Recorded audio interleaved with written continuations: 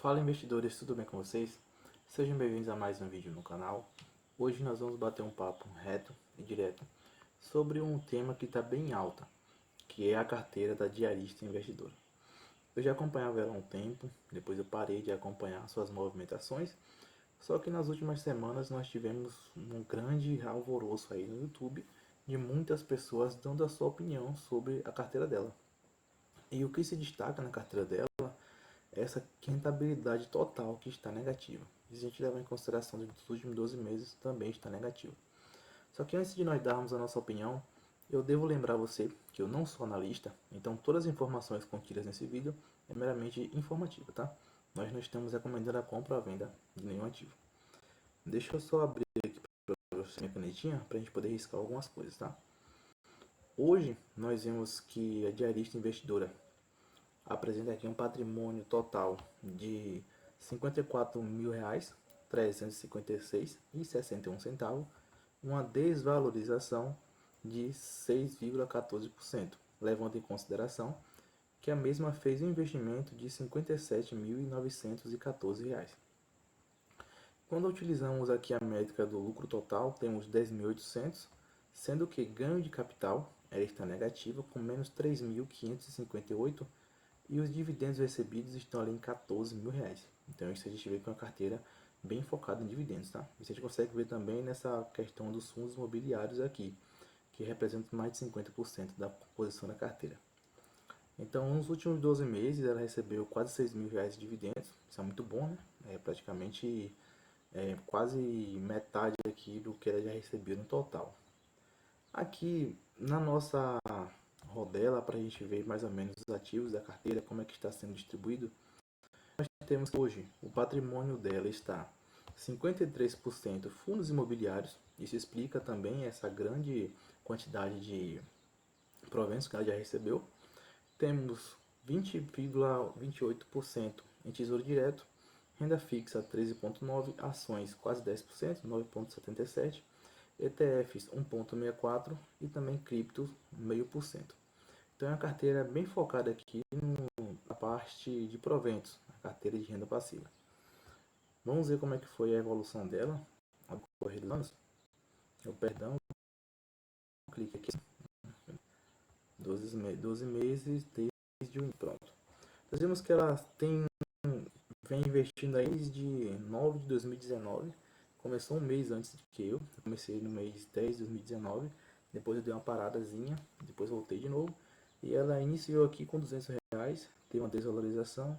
Depois, quando chegou no ano de 2022, ela começou a pegar mais firme. Então foi crescendo aqui o seu patrimônio. Mas nós chegamos no dia de hoje. Na verdade, ela já teve até um patrimônio maior, né, uma desvalorização também maior. E agora ela está com um patrimônio um pouco menor. Provavelmente realizou alguma venda aqui com esse recurso. Nós temos aqui o pico de desvalorização dela, foi quase R$ 6.000. Então, de lá para cá ela não foi num pico tão baixo assim. Pessoal, lembrando que aqui é somente a minha opinião, tá? Eu não sou o sabichão aqui da bolsa, eu tô falando somente o que eu acho da carteira dela. Inclusive, ela deixa essa carteira pública, a gente consegue acessar ali no link da descrição do vídeo dela, então não tem nenhum problema a gente estar analisando aqui com vocês. Então, nas ações, ó, quando nós falamos das ações, ela consegue manter o setor best. Isso aqui é nítido quando vemos aqui bancos, né, temos dois bancos, na verdade a Itaúsa é uma holding, mas também é do setor financeiro. Temos Caixa de Seguridade aqui, quando nós olhamos para a parte de seguro. Temos também uma distribuidora, que é a CEMIG. Temos aqui a Klabin, que é uma empresa centenária, muitos gostam, alguns não gostam da política da empresa. Agora ela está em um momento de reinvestimento, então está com capex alto. Então a gente precisa estar esperando um pouquinho para ver como é que vai ser esse próximo 2016, 2017, 2027, 2026 e 2027. Na verdade, o dólar está um pouquinho mais baixo esse primeiro trimestre. O segundo, na verdade, temos que aguardar aí como é que vai ser a liberação dos seus resultados para ver como é que ela vai se sair.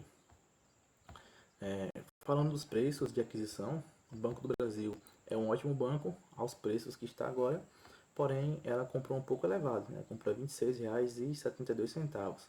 Se nós levarmos em consideração antes do desdobramento, ela comprou então praticamente a R$ 54. cada ação, né? Aí desdobrou por 2, né? Dividiu por 2, aí diminui aqui. A Klabin, ela também comprou um pouco elevado, né? R$ 4,29. Não sei se ela utiliza da métrica de preço teto, mas ela comprou aqui também um pouco caro. Nós temos a Itaúsa. A Itaúsa ela pegou a preços bons, tá? Itaúsa ali na faixa de até R$ 10 estava maravilhosa demais. Agora estou esperando ele recuar um pouquinho para a gente começar a adicionar na nossa carteira de ações. Que inclusive nós não iniciamos ainda a nossa carteira de ações porque precisamos bater a nossa média. Nossa meta, perdão, que é R$ 30 de dividendos mensais advindos dos fundos imobiliários. Então, assim que batermos, nós vamos começar a adicionar as ações. Eu já tenho aqui alguns preços tetos calculados, fluxo de caixa, já estudei sobre ações, tudo, não está tudo certinho. Temos aqui também a CEMIG, ela pegou a CEMIG a um preço aqui de 11,3. Hoje tá ainda dentro do meu preço teto, esse valor aqui, tá?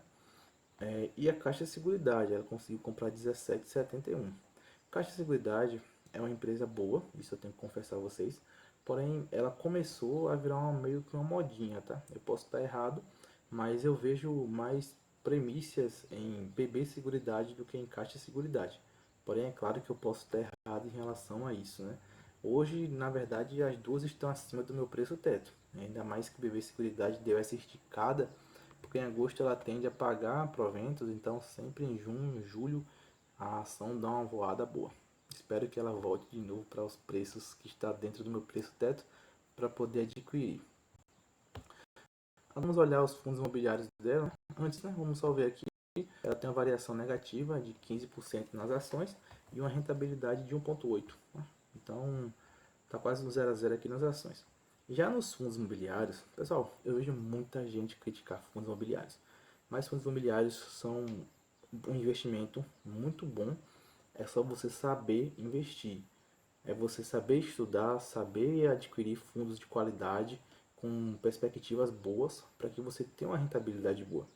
Essa semana eu vi um influencer falando no Instagram que os FIIs são investimentos de quem não tem fundamentação no mundo dos investimentos. Porém, a estratégia dos fundos imobiliários é muito boa. Tem muita gente que investe em ação e não consegue a rentabilidade de quem investe em fundos imobiliários. É só você saber o tempo certo de entrar e qual é um ativo de qualidade, tá certo? E os fundos imobiliários, eles têm essa característica de dar um maior fluxo de caixa, ainda mais para quem é pequeno investidor. Então, o Brasil sempre está tendo oportunidades. Então, se você tem um fluxo de caixa maior, você consegue aproveitar mais vezes essa oportunidade. Vamos ver agora aqui os seus fundos imobiliários, né? Então, ela tem aqui o GRC, um ótimo fundo imobiliário de logística, está crescendo bastante e talvez alcance aí um valor patrimonial, se eu não me engano, de 4 a 5 bi depois dessa organização da emissão. O preço dela está em 10,70, então ela está com menos 10% aqui de rentabilidade. É um ativo muito bom e aos preços que estão agora é 9, 9,80, 9,70. Então é um ativo que dá para você aproveitar essa oportunidade, se caso você queira e esteja na sua estratégia. Gari 11 também é um ótimo fundo imobiliário, tem um pouquinho de exposição ali no Grupo Mateus, não, o Grupo Mateus ele zerou na verdade.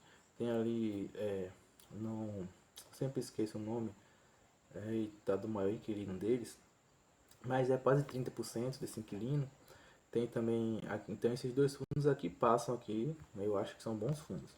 VGHF já é um fundo um pouco complicado, é um fundo que não tem assim, eu não gosto da política deles, eles não estão levando assim a sério um pouquinho do que era esperado do fundo. Já foi um fundo melhor, né? Se não me engano é um FOF, hoje eu também não gosto de FOFs. BTCI, BTCI é uma joia do BTG Pactual, é um fundo muito bom, eu acho muito bom a estratégia do fundo e também a gestão.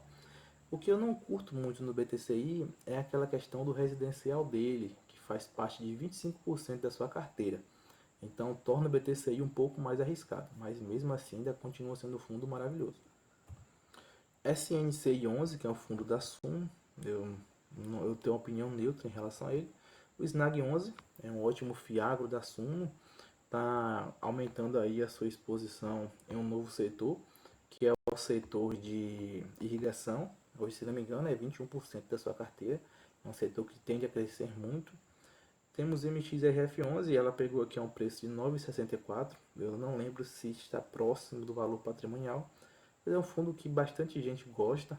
Eu particularmente prefiro outros fundos de papéis, como por exemplo a FHI, eu tenho o PSIP, que acabou tendo algumas confusões aí, mas eu ainda gosto muito do PSIP. Não me recordo de outro que eu tenho. E aqui tem o TRXF11, né? O TRX é um fundo, o TRXF, perdão, o TRX é a gestora, é um fundo híbrido também, de renda urbana. Ele é o maior fundo de renda urbana que nós temos aqui na bolsa, só que é um fundo que roda muito alavancado. Eu tinha o TRX também na carteira, mas acabei fazendo um giro de carteira e trocando o TRX pelo GARI 11, para ver como é que vai ser o desembolar do GARI aí pelo resto dos meses, né, dos anos aí. Moeda não acompanho o mercado de cripto, particularmente tenho só Bitcoin, porque eu tenho um cartão que é em cashback de Bitcoin. Mas ela tem aqui Bitcoin XRP, que se não me engano é a terceira e a quarta maior criptomoeda, e esse XLM. O preço que ela pegou do Bitcoin foi até um precinho elevado, foi 530 mil. Eu lembro que nessa época aqui eu estava vendendo meus Bitcoins para poder fazer minha casa. Foi 530, se não me engano se bateu 600 eu vendi. Foi 640, foi 540 mil. Então ela tem também tesouro direto, hoje representa uma boa quantidade da sua carteira, né? Ela tem o Tesouro Selic 2031 e também o Selic 29 e o Selic 27. Eu particularmente não sei porque ela fez essa fracionalidade aqui dos títulos, mas ela preferiu, eu não sei se aqui é a reserva de oportunidades dela, né? E ela tem também a renda fixa, aqui relacionada aqui, provavelmente a reserva de emergência, porque nós temos aqui títulos pós-fixados, né? São de 3 bancos diferentes. Temos o Banco Sofisa, 105 do CDI, 100% do CDI no Banco Inter e temos 120 do CDI no banco no Mercado Pago. Para finalizar aqui essa análise, vamos para a parte dos ETFs. Então, hoje ela tem o GEPC e também o TFLO. Vamos aqui abrir a parte do momento para a gente entender um pouquinho das movimentações dela. Tá? Pessoal, por conta até agora, eu achei uma carteira que tem ativos bons e ativos ruins também. Isso normal, acontece em todas as carteiras. Nem todo mundo acerta todos os ativos. Eu tenho ativos na carteira que você não vai concordar. Tipo, eu não sei se você concorda que o CIP é um bom fundo imobiliário, mas para minha estratégia, com a minha diversificação, ele se enquadra em um fundo atraente para minha carteira. Então, as ações, ok, todas as ações tops, somente o Banco do Brasil e o Klabin, que ela adquiriu a um preço muito alto. Os fundos imobiliários que eu trocaria aqui seria só o VGHF e o TRXF, então o MXRF11, esses valores também não tá tão ruim. Nas criptos, não entendo muito, mas eu gosto muito de Bitcoin. No Tesouro Direto, se for reserva de oportunidade, ok. Se não, eu trocaria para IPCA+, para ganhar uma marcação ao mercado. E aqui, nessa questão aqui da renda fixa, eu tentaria colocar tudo no Mercado Pago, tá? Para ver se a gente consegue esses 120% do CDI. E no ETF internacional, trocava tudo e colocava no... Oh, esqueci no qual é, mas que é o ETF que replica o S&P 500, tá? Ou a gente poderia trocar aqui diretamente por algumas ações de tecnologia, petróleo também nos Estados Unidos. Então vamos agora para os lançamentos dela. Então a carteira dela é uma carteira boa, ativos bons, mais comprados em preços ruins.